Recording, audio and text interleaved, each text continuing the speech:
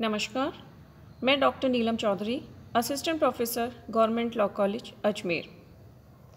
आज हम LLB third year के fourth paper labour and industrial law second के बारे में बात करेंगे।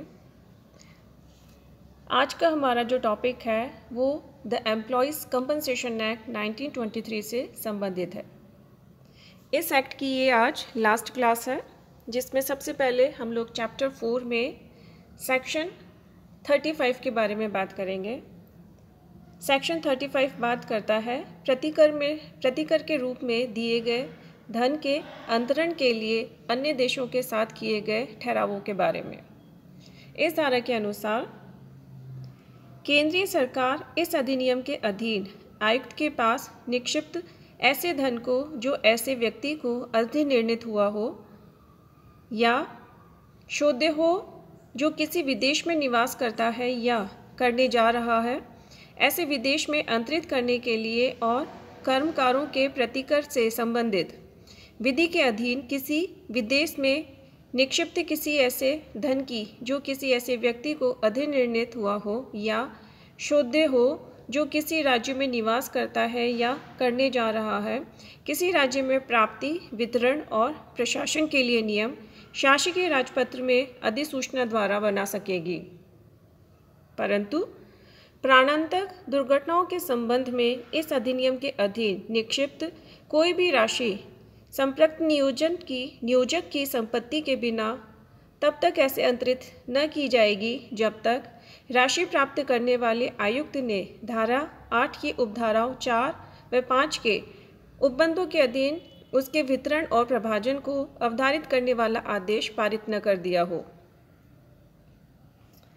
क्लॉज 2, जहाँ की आयुक्त के पास निक्षिप्त धन इस धारा के अधीन बनाए गए नियमों के अनुसार इस प्रकार अंतरित कर दिया गया है, वहाँ आयुक्त के पास निक्षिप्त प्रतिकर के स्वयं उसके द्वारा वितरण के संबंध में इस अधिनियम के अन्यत्र अंतर्विष्ट उपबंध में किसी धन के विषय में लागू न रह जाएंगे। इस एक्ट का जो अंतिम सेक्शन है वो है सेक्शन 36, जो बात करता है केंद्रीय सरकार द्वारा बनाए गए नियमों का संसद के समक्ष रखा जाना, rules made by central government to be laid before parliament. इस धारा के अनुसार इस अधिनियम के अधीन केंद्रीय सरकार द्वारा बनाया गया प्रत्येक नियम बनाए जाने के पश्चात यथाशीघ्र संसद के प्रत्येक सदन के समक्ष जब तक कि सत्र में हो 30 दिन की अवधि के लिए रखा जाएगा।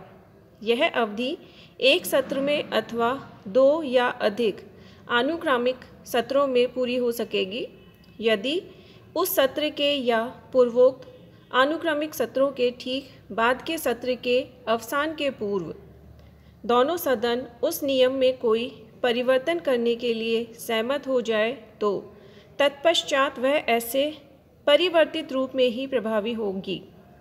यदि उस अवसान के पूर्व दोनों सदन सहमत हो जाएं कि वह नियम नहीं बनाना चाहिए तो तत्पश्चात वह निष्प्रभाव हो जाएगा। किंतु नियम के ऐसे परिवर्तित या निष्प्रभाव होने से पहले उसके अधीन पहले की गई किसी बात की विधि मान्यता पर कोई भी प्रतिकूल प्रभाव नहीं पड़ेगा। इस प्रकार हमने इस अधिनियम के सेक्शन 1 से लेकर 36 के बारे में पढ़ा।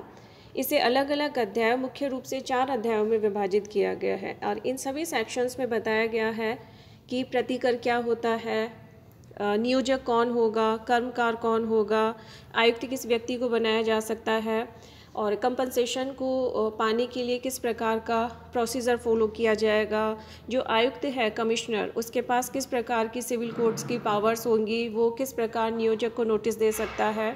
ठीक है, इस प्रकार एक पूरा प्रोसीजर बताया गया है कि कोई भी कर्मकार जो जिसको किसी भी प्रकार की क्षति हुई है उन क्षति की भरपाई के लिए और वो किस प्रकार से नियोजक से अपना कंपनसेशन प्रतिकर प्राप्त कर सकता है। हमारा जो अधिनियम है उस अधिनियम में पीछे कुछ अनुसूचियाँ दी गई हैं जिसके बारे में हम लोग शॉर्ट में देखेंगे। इन अनुसूचियों में सबसे पहले आती है शेड्यूल 1 अनुसूची 1। इस अनुसूची में बताया गया है, उन क्षतियों की सूची दी गई है जिसके बारे में समझा जाता है कि उनके परिणाम स्वरूप स्थायी पूर्ण आंशिक निःशक्तता हुई। List of injuries deemed to result in permanent total disablement. इनको दो भागों में बांटा गया है, तो भाग 1 में यह बताया गया है। इसी सूची में आगे भाग 2 पार्ट 2 करके भी एक लिस्ट दी गई है जो उन क्षतियों के बारे में बताता है जिसके परिणामस्वरूप स्थायी आंशिक निःशक्तता हुई है। विच्छेदन के मामले कि कौन कौन से किस प्रकार के विच्छेदन है, डिसेबलमेंट है, वो इस लिस्ट में बताए गए हैं।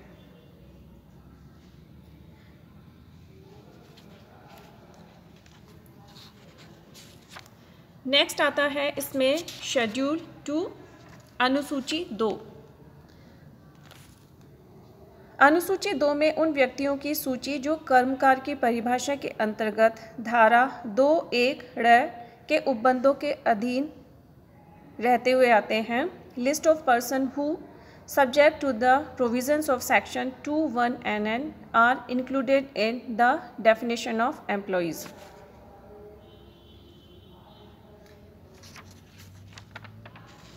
यहाँ पे इस अनुसूची में एक बहुत सारी एक लिस्ट दी गई है और इस लिस्ट में वर्णन किया गया है कि ऐसे कौन कौन से व्यक्ति हैं जिनको हम लोग इस